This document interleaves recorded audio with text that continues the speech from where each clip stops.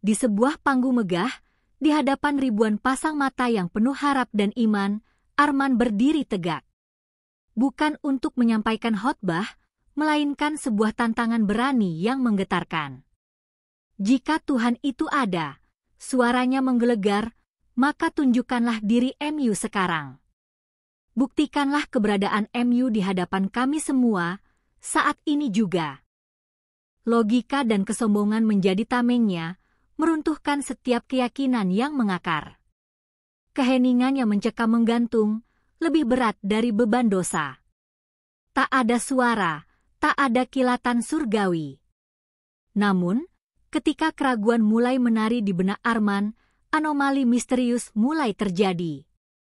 Lampu bergoyang, benda melayang, seolah alam semesta menjawab dengan caranya sendiri. Logikanya hancur berkeping-keping, digantikan ketakutan yang merayap. Inilah kisah Arman, si penantang Tuhan, yang perjalanannya akan membawa Anda pada sebuah kebenaran tak terduga, mengubah segalanya, dan membuat semua bersujud. Kisah ini dimulai dengan memperkenalkan Arman, seorang pria yang sejak muda telah dicap sebagai individu yang tak terduga dan penuh pertanyaan. Sejak kecil, kilatan kecerdasan selalu terpancar dari sorot matanya yang tajam, namun di baliknya tersimpan benih skeptisisme yang tumbuh subur seiring bertambahnya usia. Ia bukan sekadar tidak percaya, ia adalah seorang penentang, seseorang yang secara aktif mencari celah dalam setiap narasi keimanan yang coba disematkan padanya. Setiap dogma, setiap kisah suci, selalu ia bedah dengan logika dinginnya, seolah-olah dunia ini hanyalah sebuah teka-teki yang harus ia pecahkan tanpa bantuan kekuatan supranatural. Pengalamannya di masa lalu, mungkin sebuah tragedi pribadi yang mengguncang jiwanya, telah menorehkan luka yang dalam, mengubah keyakinannya pada kebaikan dan keadilan ilahi menjadi abu. Seiring berjalannya waktu, keraguan Arman berubah menjadi sebuah penolakan yang tak tergoyahkan. Ia melihat dunia ini dengan mata telanjang, menyaksikan ketidakadilan yang merajalela, penderitaan yang tak berkesudahan, dan kebohongan yang bersembunyi di balik jubah kesucian. Baginya, jika ada Tuhan yang Maha Kuasa dan Maha Baik, mengapa semua ini dibiarkan terjadi? Pertanyaan-pertanyaan itu terus berputar dalam benaknya, menggerogoti sisa-sisa keyakinannya hingga tak bersisa. Ia mulai mencari pembenaran atas keraguannya, menyelami filsafat-filsafat ateisme, dan mengagumi para pemikir yang berani menentang arus utama keyakinan. Setiap buku yang ia baca, setiap diskusi yang ia ikuti, semakin memperkuat tembok skeptisisme yang ia bangun di sekelilingnya. Lingkungan tempat Arman tumbuh besar mungkin adalah sebuah kota kecil yang kental dengan nuansa religius, di mana suara azan atau lonceng gereja menjadi irama harian. Keluarga Arman, mungkin orang tua yang saleh atau kakek nenek yang taat, berusaha keras untuk menanamkan nilai-nilai keimanan padanya. Namun, setiap usaha itu selalu mental di hadapan dinding penolakannya. Ia seringkali mencemooh ritual-ritual keagamaan, menganggapnya sebagai praktik kuno yang tak relevan dengan zaman modern. Bahkan, ia tak segan-segan melontarkan argumen-argumen pedas yang membuat keluarganya terdiam, hati mereka tercabik melihat anak yang mereka besarkan tumbuh menjadi seorang penentang. Pertemanannya pun tak jauh berbeda. Beberapa teman mencoba mengajaknya berdiskusi, berbagi pengalaman spiritual, atau sekadar mengajaknya beribadah. Namun, Arman selalu memiliki jawaban yang cerdas, argumen yang logis, yang seringkali membuat teman-temannya kehabisan kata. Ia bahkan menikmati momen-momen tersebut, merasa superior karena mampu membuktikan bahwa keyakinan hanyalah ilusi yang dibangun oleh manusia untuk mengatasi ketakutan akan ketidakpastian. Ironisnya, semakin ia menolak, semakin banyak pula orang yang mencoba menyelamatkannya, sebuah upaya yang justru memicu pemberontakan yang lebih dalam-dalam dirinya. Titik balik datang ketika ia merasa keraguan pribadinya tidak lagi cukup. Arman merasakan dorongan kuat untuk membawa penolakannya ke ranah publik, untuk menantang keyakinan yang ia anggap sebagai belenggu. Ia ingin membuktikan kepada semua orang bahwa Tuhan itu tidak ada, atau setidaknya tidak seperti yang selama ini digambarkan. Dorongan ini bukan hanya sekadar keinginan untuk mencari kebenaran, melainkan juga sebuah ambisi, keinginan untuk dikenal sebagai seorang pemikir yang berani mendobrak tabu. Ia mulai mencari forum, mimbar, atau panggung di mana ia bisa menyuarakan pendapatnya tanpa hambatan. Mungkin ada sebuah seminar keagamaan besar yang akan diadakan di kotanya, sebuah acara yang mengundang ribuan jemaah dan cendekiawan. Inilah kesempatan emas yang ia tunggu. Arman mulai merencanakan pidatonya, mengumpulkan data, dan menyusun argumen yang ia yakini akan menghancurkan fondasi keimanan siapapun yang mendengarnya. Ia ingin pidatonya tidak hanya provokatif, tetapi juga tak terbantahkan secara logis, sebuah pukulan telak yang akan membuat semua orang mempertanyakan apa yang selama ini mereka yakini. Ia membayangkan tepuk tangan, sorakan, atau setidaknya keheningan yang mengisyaratkan pengakuan atas kehebatannya. Malam-malamnya dihabiskan untuk merenung, memikirkan setiap kata, setiap kalimat yang akan ia lontarkan. Ia tidak ingin ada celah sedikit pun dalam argumennya. Ia ingin mematahkan setiap sanggahan, setiap klaim keimanan dengan logika yang tak terbantahkan. Ada semacam kesombongan yang membuncah dalam dirinya, sebuah keyakinan absolut bahwa ia berada di jalur yang benar, dan semua orang yang beriman hanyalah korban dari ilusi kolektif. Semakin ia mempersiapkan diri, semakin besar pula keyakinannya akan keberhasilannya dalam menggugah kesadaran banyak orang. Arman juga tahu bahwa tindakannya akan memicu kontroversi. Beberapa orang mungkin akan membencinya, mencapnya sebagai penista agama, atau bahkan mengancamnya. Namun, ia tidak gentar. Baginya, itu adalah harga yang harus dibayar untuk sebuah kebenaran. Ia percaya bahwa kebenaran harus diungkapkan, tak peduli seberapa pahit atau tidak nyamannya.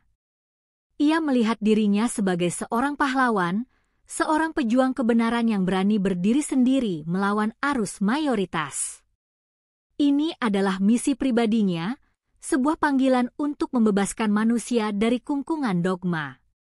Keputusannya untuk menantang Tuhan secara terbuka juga dipengaruhi oleh keinginannya untuk dilihat dan diakui.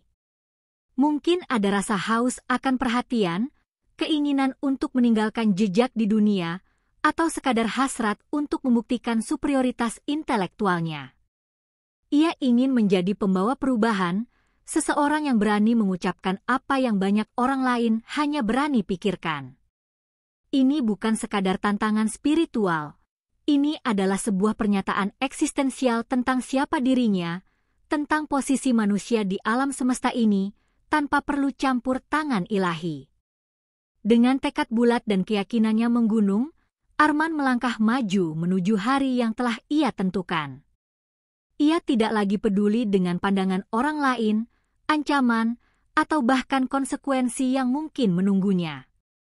Yang ada dalam benaknya hanyalah satu tujuan, menantang Tuhan di depan semua orang untuk melihat apa yang akan terjadi. Ia siap untuk berdiri tegak di tengah badai reaksi, yakin bahwa ia akan menjadi pemenang dalam pertarungan logis melawan keyakinan yang telah mengakar dalam masyarakat. Persiapan Arman untuk menghadapi hari besar itu jauh melampaui sekadar menyusun argumen. Setiap detail ia perhitungkan, dari pakaian yang akan ia kenakan, mungkin setelan sederhana namun berwibawa yang mencerminkan keseriusannya, hingga intonasi suaranya yang akan ia latih berulang kali. Ia ingin tampil meyakinkan, bukan sebagai seorang fanatik, melainkan sebagai seorang pemikir rasional yang berani mempertanyakan status quo. Ia menghabiskan bermalam-malam di perpustakaan, membenamkan diri dalam buku-buku filsafat, sejarah, dan sains, mencari setiap celah yang bisa ia gunakan untuk memperkuat klaimnya. Ini bukan hanya tentang pidato. Ini adalah pertunjukan, sebuah performa yang harus sempurna untuk mencapai tujuan akhirnya. Hari yang dinanti pun tiba. Aula besar tempat seminar keagamaan itu diadakan sudah penuh sesak. Ribuan pasang mata menatap panggung, sebagian besar adalah jemaah yang taat, para ulama, dan cendekiawan agama yang datang dengan hati penuh iman. Suasana di dalam aula terasa sakral, dipenuhi dengan bisikan doa dan lantunan ayat-ayat suci. Namun, bagi Arman, semua itu hanyalah bagian dari ilusi yang ingin ia hancurkan. Jantungnya berdetak kencang, bukan karena gentar, melainkan karena adrenalin yang memompa semangatnya untuk segera memulai apa yang ia yakini akan menjadi momen bersejarah. Saat nama Arman dipanggil, keheningan mencekam menyelimuti ruangan. Ia melangkah maju dengan langkah mantap, sorot mata yang penuh keyakinan menyapu seluruh audiens. Tidak ada kegugupan, hanya tekad yang membara. Mikrofon yang berdiri tegak di depannya seolah menunggu untuk menyuarakan setiap kata yang telah ia siapkan dengan cermat. Audiens menatapnya dengan berbagai ekspresi, beberapa tampak bingung, tak mengerti mengapa seorang pemikir non-agamis diundang ke acara sebesar itu. Yang lain menunjukkan kemarahan samar, seolah mencium niat buruk yang akan dilontarkan, sementara sebagian besar hanya dipenuhi rasa penasaran. Dengan suara yang jelas dan lantang, Arman memulai pidatonya. Hadirin sekalian, katanya, saya datang ke sini bukan untuk mencari popularitas, melainkan untuk mencari kebenaran. Kebenaran yang selama ini tersembunyi di balik tabir mitos dan keyakinan. Ia mengutip berbagai teori ilmiah yang kontradiktif dengan narasi penciptaan, menyajikan data statistik tentang penderitaan manusia, dan menyoroti paradoks-paradoks yang ia temukan dalam teks-teks suci. Setiap kalimatnya adalah sebuah tusukan, sebuah upaya untuk meruntuhkan fondasi iman yang telah dibangun selama berabad-abad. Bagaimana bisa Tuhan yang Maha Adil membiarkan anak-anak kelaparan di belahan dunia lain, sementara di sini kita berbicara tentang kemewahan surga? Tanyanya retoris. Bagaimana bisa Tuhan yang Maha Kuasa tidak menghentikan perang, bencana, dan kekejaman yang terus terjadi atas namanya? Ia menggunakan logika, rasio, dan pengalaman nyata sebagai senjatanya, mempertanyakan setiap janji ilahi dengan argumen yang tajam dan tak terbantahkan. Ia bahkan menantang langsung, jika Tuhan itu ada, tunjukkanlah diri MU. Buktikanlah keberadaan MU di hadapan kami semua, saat ini juga. Kata-kata provokatif itu menggema di seluruh aula. Suara-suara bisikan mulai terdengar, beberapa di antaranya adalah desahan tak percaya, sebagian lagi adalah gumaman kemarahan. Seorang wanita tua di barisan depan terlihat menutup wajahnya, air mata mengalir dari matanya yang keriput. Beberapa pria mulai berdiri dari tempat duduk mereka, seagitasi ingin menyela atau menghentikan Arman, namun keheningan yang dipaksakan oleh momentum pidato membuatnya urung melakukannya. Ketegangan di udara semakin pekat, seolah ada medan magnet yang menarik semua perhatian ke arah Arman. Arman terus berbicara, seolah tidak terpengaruh oleh reaksi audiens. Ia melihat beberapa wajah memerah karena marah, beberapa mata berkaca-kaca karena sedih, dan beberapa lainnya menunjukkan kebingungan yang mendalam. Namun, ia merasa puas. Inilah yang ia inginkan, memancing reaksi, memicu pemikiran, memaksa orang untuk mempertanyakan keyakinan mereka yang selama ini dianggap tak tergoyahkan. Baginya, jika imajinasi kolektif tentang Tuhan bisa runtuh, maka manusia akan lebih bebas, lebih rasional, dan lebih berdaya. Jika Anda beriman, mengapa Anda tidak bisa menjelaskan mengapa doa-doa tidak selalu terkabul? Ia melanjutkan, suaranya naik 1 oktav. Mengapa ada penderitaan bagi mereka yang beriman, dan kebahagiaan bagi mereka yang tidak? Bukankah itu kontradiksi yang jelas? Ia seolah menari di atas panggung, menikmati setiap kata yang ia ucapkan, setiap ekspresi yang ia lihat. Ini adalah puncaknya, momen di mana ia merasa paling hidup, paling berarti. Pada puncaknya, Arman mengangkat kedua tangannya ke atas, seolah menantang langit itu sendiri. Jika Tuhan itu ada, ulangnya dengan suara yang lebih keras, maka tunjukkanlah kekuatan MU sekarang. Ubahlah keraguan ini menjadi keyakinan, jika memang Engkau Maha Kuasa. Tantangan itu bukan hanya ditujukan kepada audiens, melainkan langsung kepada entitas yang ia anggap tidak ada. Seluruh aula terdiam, menahan napas, menunggu sesuatu, apapun itu, terjadi. Reaksi awal audiens bervariasi antara terkejut, marah, dan syok. Beberapa orang tampak ingin berteriak, yang lain hanya bisa menggelengkan kepala dalam keputusasaan. Ada yang terlihat mengumpat dalam hati, sementara beberapa lainnya menatap Arman dengan pandangan kosong, seolah tidak percaya dengan apa yang baru saja mereka dengar. Keheningan yang tiba-tiba melanda ruangan setelah tantangan itu diucapkan adalah keheningan yang paling mengerikan, sebuah keheningan yang dipenuhi dengan pertanyaan, ketakutan, dan antisipasi yang mencekam. Setelah tantangan bombastis Arman terucap, sebuah keheningan yang memekakan telinga langsung merayap di seluruh aula. Itu bukan keheningan biasa, melainkan keheningan yang syarat makna, berat oleh ribuan emosi yang bergejolak dalam diri setiap individu yang hadir. Udara terasa begitu padat, seolah waktu berhenti berputar, dan semua orang menahan napas secara bersamaan. Kilatan mata Arman yang penuh kemenangan sejenak lenyap, digantikan oleh ekspresi penasaran yang tak sabar menanti reaksi, sebuah respons dari sesuatu yang ia sangkal keberadaannya. Namun, yang ada hanyalah ketiadaan suara, sebuah vakum yang ironisnya terasa lebih nyaring daripada guntur. Ketegangan di udara bisa hampir dirasakan. Bisikan-bisikan yang sebelumnya samar kini benar-benar lenyap, digantikan oleh detak jantung yang berdebar di telinga masing-masing orang. Cahaya lampu panggung yang sebelumnya terasa cerah, kini seolah redup oleh atmosfer yang mencekam. Setiap pasang mata tertuju pada Arman, namun juga pada ruang kosong di atasnya, seolah menantikan sesuatu yang tak kasat mata untuk muncul dan menjawab tantangan yang baru saja dilontarkan. Ini adalah momen krusial, ketika keyakinan yang mengakar kuat diuji oleh provokasi yang paling berani. Di antara kerumunan, Pak Kich Hasan, seorang ulama terhormat dengan janggut putih yang panjang dan mata yang teduh, terlihat menghela napas panjang. Ekspresi wajahnya menunjukkan perpaduan antara kesedihan mendalam dan kekhawatiran yang tulus. Ia telah menyaksikan berbagai macam keraguan dan penolakan iman, namun belum pernah seberani ini. Ia menundukkan kepala, memanjatkan doa dalam hati, berharap agar keangkuhan pria di atas panggung itu tidak berujung pada malapetaka. Di sisi lain, seorang wanita muda, Aisyah, yang baru saja kehilangan orang tuanya dalam sebuah musibah, menangis dalam diam.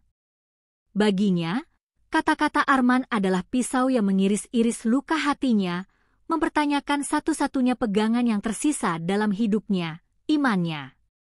Seorang pemuda bernama Rio, yang selama ini seringkali meragukan imannya sendiri namun tak pernah berani mengungkapkannya, merasakan sebuah getaran aneh dalam dadanya. Kata-kata Arman seolah menjadi cermin bagi isi hatinya, namun pada saat yang sama, ada ketakutan yang merayap. Ia menatap ke atas, ke langit-langit aula, seolah mencari sebuah tanda, sebuah jawaban yang bisa meredakan kekacauan dalam benaknya. Beberapa orang lain mulai berbisik, ada yang mengutuk Arman, ada yang khawatir akan kemurkaan Tuhan, dan ada pula yang diam-diam bertanya-tanya, apakah mungkin Arman benar? Keheningan yang berlanjut mulai menumbuhkan benih-benih kecemasan di hati Arman sendiri.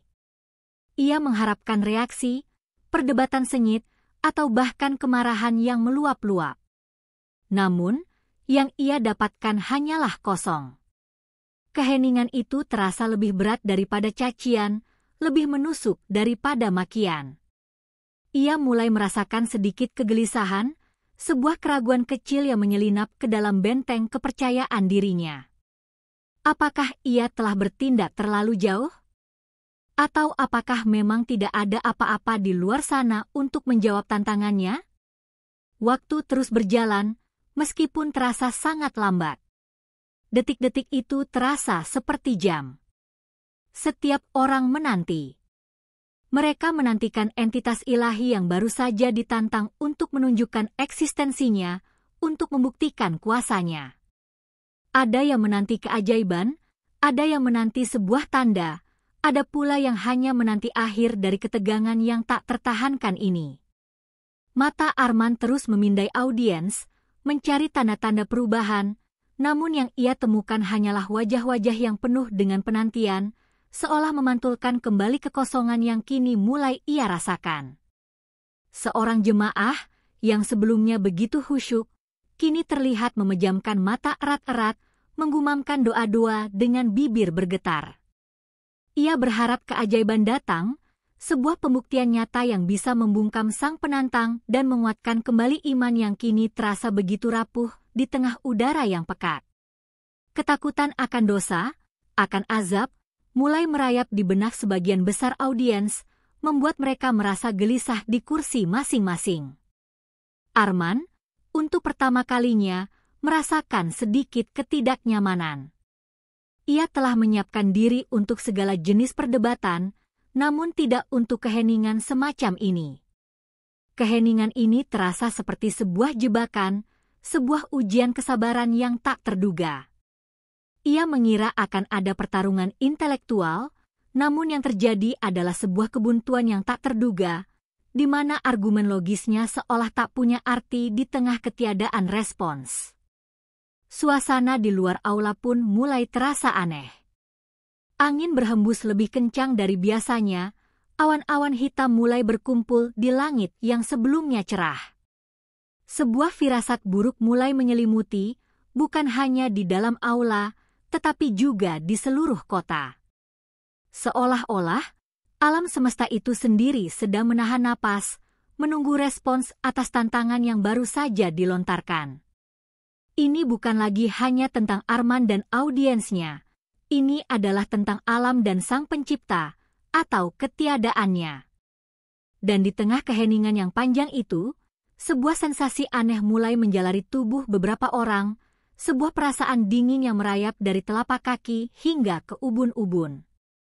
Bukan dingin karena suhu, melainkan dingin yang asing, yang tidak bisa dijelaskan. Itu adalah awal dari sesuatu yang akan mengubah segalanya, sebuah pertanda bahwa keheningan ini bukanlah kehampaan, melainkan sebuah persiapan untuk sesuatu yang jauh lebih besar, jauh lebih tak terduga daripada yang pernah mereka bayangkan. Keheningan yang mencekam setelah tantangan Arman belum sepenuhnya sirna ketika anomali pertama mulai menunjukkan dirinya. Awalnya, itu hanya sebuah desiran halus, seolah angin menerobos celah-celah tertutup aula. Namun, desiran itu perlahan berubah menjadi suara gemuruh rendah yang datang dari langit-langit, membuat beberapa lampu gantung bergoyang pelan. Ekspresi terkejut mulai muncul di wajah audiens, menggantikan keheningan yang kaku. Arman sendiri awalnya mengira itu hanya gangguan teknis atau gempa kecil, namun sensasi aneh yang menjalar di tubuhnya mengatakan hal yang berbeda. Gemuruh itu kian membesar, mirip suara ribuan sayap burung raksasa yang mengepak di atas mereka. Tiba-tiba, dari jendela-jendela tinggi aula yang tertutup rapat, seberkas cahaya aneh menembus masuk. Bukan cahaya matahari, melainkan kilatan-kilatan cahaya berwarna keperakan yang menari-nari di udara, seolah partikel debu yang berpendar dengan intensitas yang tak wajar. Cahaya itu berkedip-kedip, menciptakan bayangan-bayangan bergerak yang menari di dinding dan lantai, memberikan kesan bahwa ada sesuatu yang hidup dan tak kasat mata sedang hadir di antara mereka. Dampak psikologis pada Arman mulai terasa. Senyum sinisnya yang sebelumnya terpancar kini memudar. Ia mencoba mencari penjelasan logis, mungkin pantulan cahaya dari luar atau efek visual yang diproyeksikan. Namun, gemuruh yang semakin kencang dan sensasi dingin yang menusuk tulang membuat logikanya goyah. Tubuhnya mulai bereaksi tanpa kendali, bulu kuduknya merinding, dan jantungnya berdetak lebih cepat dari biasanya. Ia mulai merasakan ketidaknyamanannya mendalam, sebuah perasaan asing yang belum pernah ia rasakan sebelumnya. Kemudian, sebuah kejadian yang lebih mencengangkan terjadi. Gelas-gelas air di meja depan, yang sebelumnya diam tak bergerak, tiba-tiba bergetar dan bergeser sendiri, meskipun tidak ada getaran yang terasa di lantai. Air di dalamnya beriak-riak seolah ada sesuatu yang tak terlihat menyentuhnya. Beberapa lembar kertas pidato yang tergeletak di podium Arman terbang melayang, berputar-putar di udara seolah ditiup oleh angin yang tidak ada, lalu jatuh kembali ke tempatnya.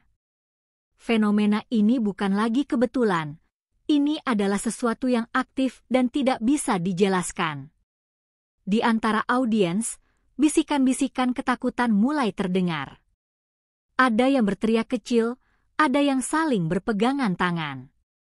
Pak Kij Hasan, yang sebelumnya menunduk dalam doa, kini mengangkat kepalanya, matanya membelalak tak percaya. Ia mengenali tanda-tanda ini, meskipun belum pernah melihatnya sejelas ini. Rio, pemuda yang skeptis, merasakan keringat dingin membasahi punggungnya.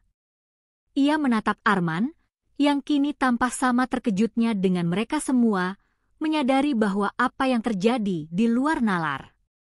Spekulasi dan ketakutan mulai menyebar di kerumunan. Apakah ini murka Tuhan? Bisik seseorang. Apakah ia benar-benar membangunkan sesuatu? Tanya yang lain.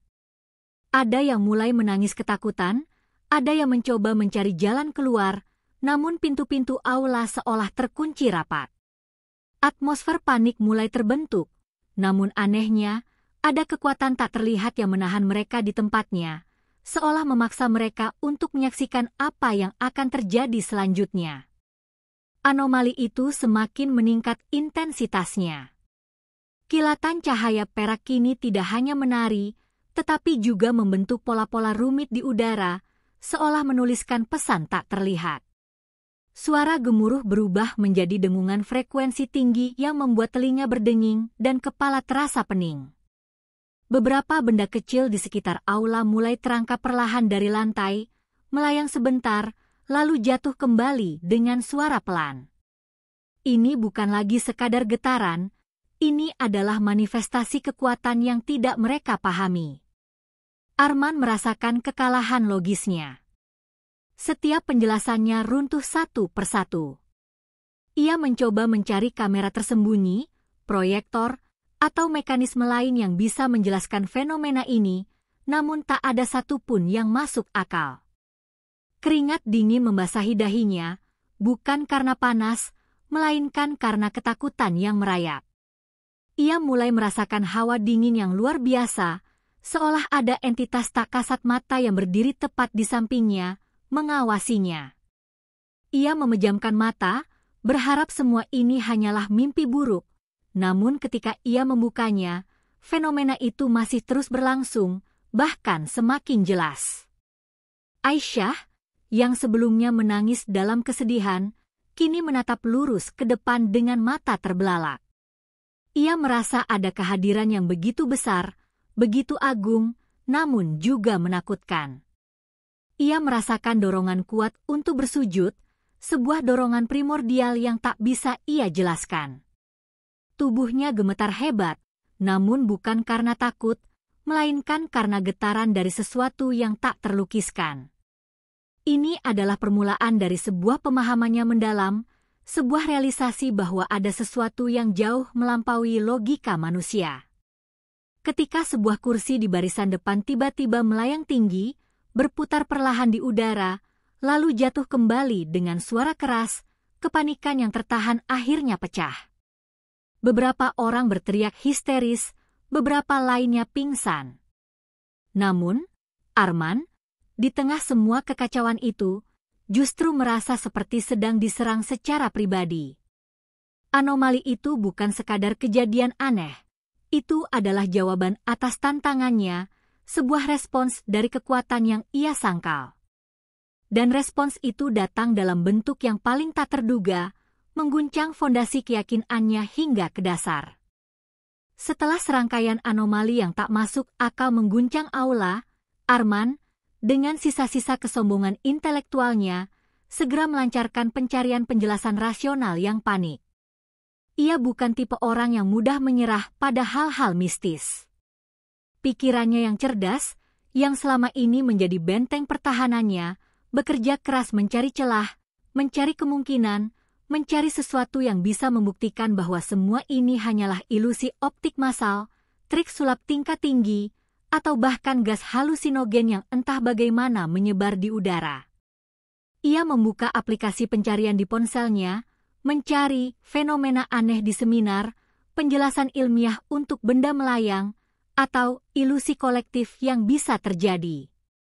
Ia segera mencoba menghubungi beberapa kenalannya yang berprofesi sebagai ilmuwan, fisika, dan ahli psikologi, bahkan mencoba menjelaskan kejadian yang baru saja ia alami. Ia menggunakan istilah-istilah ilmiah, mencoba menguraikan kejadian tersebut dengan bahasa sains, berharap salah satu dari mereka bisa memberinya sebuah teori yang masuk akal. Namun, jawaban yang ia dapatkan hanyalah kebingungan, tawa canggung, atau bahkan saran untuk beristirahat. "Arman, kau pasti terlalu lelah," kata salah seorang temannya. "Mungkin ada gangguan elektromagnetik yang kuat di sana," ujar yang lain, meskipun terdengar tidak yakin. Setiap teori yang ia ajukan, setiap penjelasan ilmiah yang ia coba rangkai, satu persatu runtuh di hadapan kenyataan.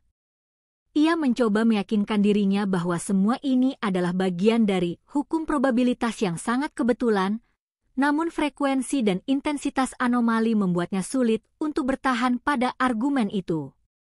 Bagaimana mungkin sebuah kebetulan bisa menghasilkan pola cahaya yang berputar, gemuruh yang semakin jelas, dan benda-benda yang melayang di udara tanpa sentuhan?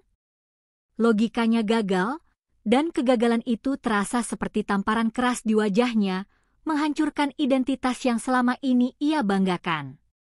Konflik batin yang mendalam mulai menggerogoti Arman. Ego besarnya, yang selama ini menjulang tinggi, kini mulai retak. Rasa frustrasi dan kemarahan bercampur aduk dengan ketakutan yang belum pernah ia rasakan sebelumnya. Ia merasa bodoh, konyol, karena telah begitu percaya diri dengan argumennya. Bagaimana mungkin ia, seorang penganut rasionalitas, bisa berada dalam situasi yang sama sekali tidak rasional ini? Pikiran-pikiran ini berpacu dalam benaknya, memunculkan pertanyaan eksistensial yang selama ini ia hindari. Apakah ia telah salah selama ini? Saat ia berada di ambang keputusasaan, Arman mulai memperhatikan reaksi orang-orang di sekitarnya. Saksi-saksi yang ketakutan kini mulai bergumam, sebagian besar dengan wajah pucat dan mata terbelalak. Beberapa dari mereka, yang sebelumnya skeptis seperti dirinya, kini tampak gemetar, dan di mata mereka terlihat kilatan pemahaman yang baru. Seorang bapak tua yang duduk di barisan depan, yang tampak saleh, kini terlihat bersujud dalam diam, kepalanya menunduk dalam, seolah mengakui sesuatu yang lebih besar dari dirinya. Kesaksian-kesaksian yang datang dari audiens juga semakin memperkuat kebingungan Arman. Seorang wanita bersumpah melihat bayangan sosok tak terlihat melintas di antara barisan kursi. Seorang pria muda mengklaim merasakan sentuhan dingin di bahunya. Bukan hanya Arman yang mengalami, fenomena ini adalah pengalaman kolektif yang membuat setiap orang yang hadir menjadi saksi tak terbantahkan. Hal ini menghilangkan setiap kemungkinan bahwa ia sedang berhalusinasi atau mengalami tekanan psikologis. Arman, yang biasanya sangat mengendalikan emosinya, kini merasa gelisah dan tidak nyaman. Ia mencoba menenangkan dirinya, mengambil napas dalam-dalam, namun setiap hembusan terasa berat. Ketidakmampuannya untuk memahami atau mengendalikan situasi ini membuatnya merasa sangat rentan.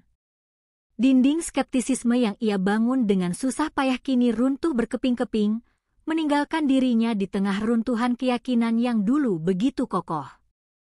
Ia merasakan sebuah kerendahan hati yang pahit, sebuah pengakuan bahwa ada batas bagi akal manusia. Ia mulai bertanya pada dirinya sendiri, jika semua ini nyata, apa artinya? Apakah ini balasan? Peringatan? Atau sebuah cara untuk menunjukkan sesuatu? Pertanyaan-pertanyaan itu terus mendesaknya, dan ia tidak memiliki jawabannya. Pengalaman traumatis di masa lalu, yang membuatnya menolak Tuhan, kini terasa seperti bagian dari sebuah teka-teki yang lebih besar, yang ia mulai rasakan sedang terungkap di hadapannya. Ia ingin lari, ingin menyangkal, namun tubuhnya seolah terpaku di tempat, dipaksa untuk menyaksikan kehancuran logikanya sendiri. Kejadian aneh itu memang perlahan mereda, namun meninggalkan jejak yang tak terhapuskan dalam benak Arman dan semua orang di aula. Cahaya perak memudar, gemuruh menghilang, dan benda-benda yang sempat melayang kembali ke tempatnya. Namun, atmosfer di aula tidak pernah sama. Ada ketenangan yang aneh, sebuah keheningan yang berbeda dari sebelumnya, keheningan yang dipenuhi oleh pemahaman yang baru, namun juga ketakutan yang masih tersisa. Arman berdiri di podium, sendirian di tengah aula yang kini mulai diselimuti suasana baru. Ia melihat ke sekeliling, ke wajah-wajah yang kini tidak lagi marah atau bingung, melainkan dipenuhi dengan kekaguman yang bercampur takut. Ia menatap tangannya sendiri, seolah mencari sisa-sisa rasionalitas yang masih bisa ia genggam. Namun, yang ia temukan hanyalah kekosongan dan sebuah bisikan dalam hati yang tak bisa ia sangkal. Logikanya telah gagal total, dan ia tidak lagi memiliki argumen untuk melawan kekuatan yang baru saja ia saksikan. Di tengah kekacauan batin yang dahsyat, Arman merasakan dirinya mencapai sebuah titik terendah yang belum pernah ia alami seumur hidupnya. Seluruh bangunan keyakinannya, yang ia kira begitu kokoh, kini telah runtuh tak bersisa. Otaknya yang cerdas, yang selalu ia andalkan untuk menganalisis dan membuktikan, kini terasa kosong, tak berdaya menghadapi realitas baru yang melampaui segala pemahamannya. Ia tidak lagi peduli dengan reputasi, argumen, atau pengakuan orang lain. Yang ada hanyalah kehampaan, sebuah kekosongan yang terasa lebih berat daripada beban apapun yang pernah ia pikul. Dalam momen keputusasaan itulah, sesuatu yang tak terduga mulai tumbuh.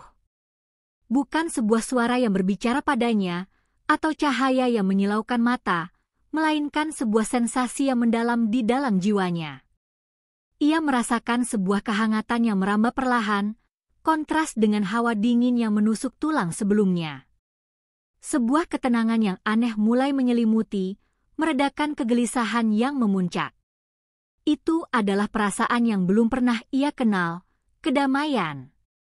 Di tengah runtuhan egonya, ia merasakan sebuah kehadiran, bukan sebagai ancaman, melainkan sebagai sebuah pelukan yang menenangkan, seolah-olah ada sesuatu yang besar dan tak terbatas sedang memeluknya. Arman memejamkan mata, dan dalam kegelapan itu, ia seperti melihat kilasan-kilasan masa lalunya. Bukan hanya kejadian-kejadian buruk yang membuatnya skeptis, tetapi juga momen-momen kecil kebaikan, keindahan alam, dan cinta yang tulus dari orang-orang di sekitarnya, hal-hal yang selama ini ia abaikan atau anggap sebagai kebetulan semata. Ia melihat kembali penderitaan yang ia amati, namun kali ini, ia melihatnya dengan mata yang berbeda. Penderitaan sebagai bagian dari ujian, sebagai jalan menuju kekuatan, atau sebagai pengingat akan kerapuhan manusia. Semua teka-teki itu kini terasa memiliki bagian yang hilang, yang hanya bisa ditemukan melalui penyerahan diri. Dalam momen pencerahan itu, Arman tak lagi mencoba melawan. Ia tidak lagi mencari alasan logis atau ilmiah. Ia hanya menyerah. Seluruh tubuhnya rileks, dan ia merasakan beban bertahun-tahun skeptisismenya terangkat dari pundaknya. Itu adalah pengakuan tanpa kata bahwa ada kekuatan yang jauh melampaui dirinya, sebuah keberadaan yang tak bisa ia ukur dengan akal, tak bisa ia sentuh dengan panca indera, namun begitu nyata dalam getaran jiwanya. Ia bukan lagi Arman yang sombong, penantang Tuhan, melainkan seorang hamba yang baru saja menemukan Tuhannya. Transformasi hati Arman terasa begitu cepat namun mendalam. Kesombongannya luruh menjadi kerendahan hati. Sifatnya yang keras kini terasa lembut. Kebencian dan kemarahan yang ia simpan terhadap ketidakadilan dunia berubah menjadi rasa iba dan keinginan untuk berbuat baik. Ia merasakan sebuah cinta yang universal membanjiri dirinya, sebuah koneksi tak terlihat dengan setiap makhluk hidup, dengan alam semesta itu sendiri. Rasanya seperti ia baru saja terbangun dari mimpi panjang yang gelap, dan kini ia bisa melihat dunia dengan warna yang belum pernah ia sadari sebelumnya. Perubahan itu bukan hanya di dalam jiwanya. Ada manifestasi nyata yang terjadi. Rasa sakit di kepalanya yang berdenyut sejak tadi pagi menghilang. Tubuhnya terasa ringan, seolah-olah telah dibersihkan dari segala kotoran. Ada sebuah kedamaian batin yang luar biasa, sebuah ketenangan yang tak bisa dijelaskan dengan kata-kata. Ia yang tadinya gelisah dan tegang, kini bisa tersenyum tulus, senyum yang memancarkan ketulusan dan kebahagiaan yang sejati. Ini bukan sekadar pemikiran, ini adalah pengalaman fisik dan spiritual yang tak terbantahkan. Ketika Arman membuka matanya kembali, ia melihat audiens yang masih terpaku, namun kini ada perubahan dalam sorot mata mereka. Ketakutan yang sebelumnya terpancar kini bercampur dengan kebingungan dan sedikit harapan. Ia menatap Pak Kiai Hasan, yang kini menatapnya dengan air mata berlinang, bukan air mata kesedihan, melainkan keharuan yang mendalam. Aisyah, yang sebelumnya menangis karena pedih, kini mengusap air matanya dan menatap Arman dengan mata berbinar, seolah ia juga merasakan sebagian dari apa yang Arman alami. Perasaan syukur yang luar biasa membanjiri hati Arman. Syukur karena ia diberikan kesempatan untuk melihat, untuk merasakan, untuk memahami. Ia tidak lagi merasa perlu membuktikan apapun. Kebenaran yang ia cari selama ini tidak ditemukan dalam buku-buku atau perdebatan, melainkan dalam penyerahan diri itu sendiri. Itu adalah pengalaman yang sangat pribadi, namun dampaknya terasa di seluruh ruangan. Sebuah dorongan kuat muncul dalam dirinya. Ia harus berbicara. Bukan untuk berargumentasi, melainkan untuk bersaksi. Untuk membagikan apa yang baru saja ia alami, bukan dengan logika, tetapi dengan hati. Ia ingin berbagi kedamaian yang ia rasakan, agar orang lain juga bisa merasakan kehangatan yang sama. Mikrofon yang sebelumnya menjadi alat tantangannya, kini menjadi sarana untuk sebuah pengakuan. Saat Arman berdiri tegak di podium, dengan wajah yang kini memancarkan ketenangan dan cahaya yang berbeda, ia tidak lagi merasa sebagai penantang. Ia merasa sebagai sebuah saluran, sebuah instrumen.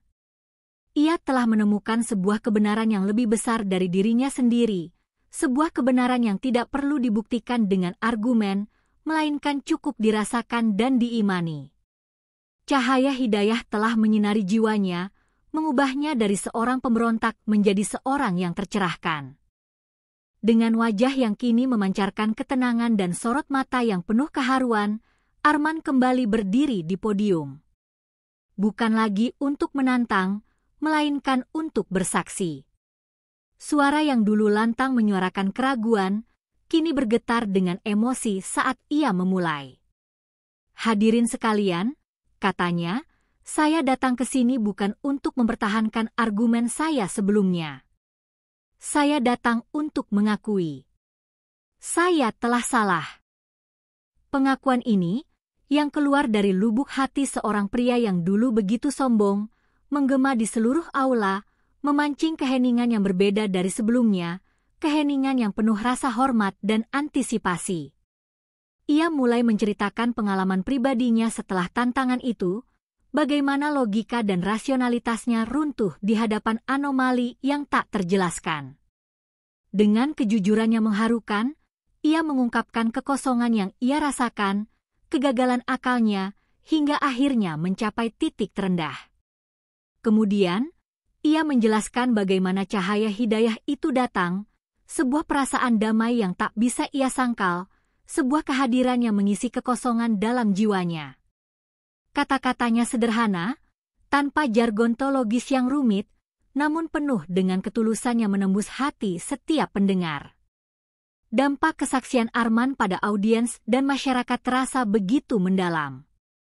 Beberapa orang, yang sebelumnya marah dan sakit hati, kini menatapnya dengan mata berkaca-kaca, merasakan gelombang emosi yang sama seperti yang dialami Arman. Ada yang mulai menundukkan kepala, ada yang merangkul sesamanya, dan perlahan, satu persatu, beberapa orang mulai berlutut di tempat mereka, kemudian bersujud. Ini bukan karena paksaan, melainkan dorongan hati yang tak tertahankan, sebuah respons alami terhadap kebenaran yang baru saja mereka saksikan dan rasakan. Pak Kiai Hasan, dengan janggutnya yang basah oleh air mata, ikut bersujud, bibirnya tak henti menggumamkan puji-pujian. Ia menyaksikan keajaiban di depan matanya, seorang penantang yang kini menjadi seorang penganut.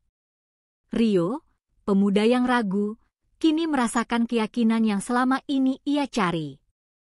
Ia ikut bersujud, air mata membasahi pipinya, bukan karena takut, melainkan karena rasa syukur yang melimpah. Aisyah, yang sebelumnya begitu terluka, kini berdiri tegak, air matanya berubah menjadi air mata kebahagiaan.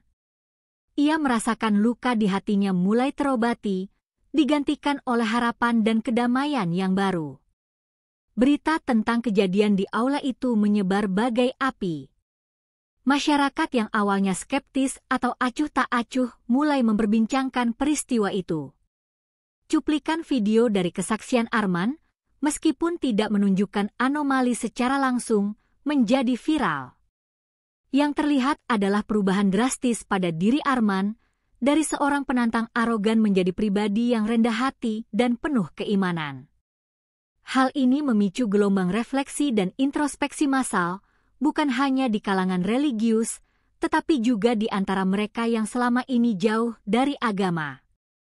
Kisah Arman menjadi pesan moral yang kuat tentang kerendahan hati. Ia adalah bukti hidup bahwa pengetahuan manusia memiliki batas, dan bahwa ada dimensi keberadaan yang melampaui logika dan pemahaman ilmiah.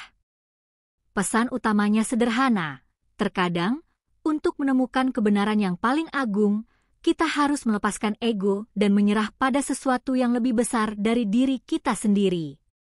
Bahwa Tuhan tidak selalu harus menunjukkan dirinya dalam bentuk yang dapat diukur, tetapi seringkali melalui pengalaman tak terduga yang mengguncang jiwa hingga ke dasar.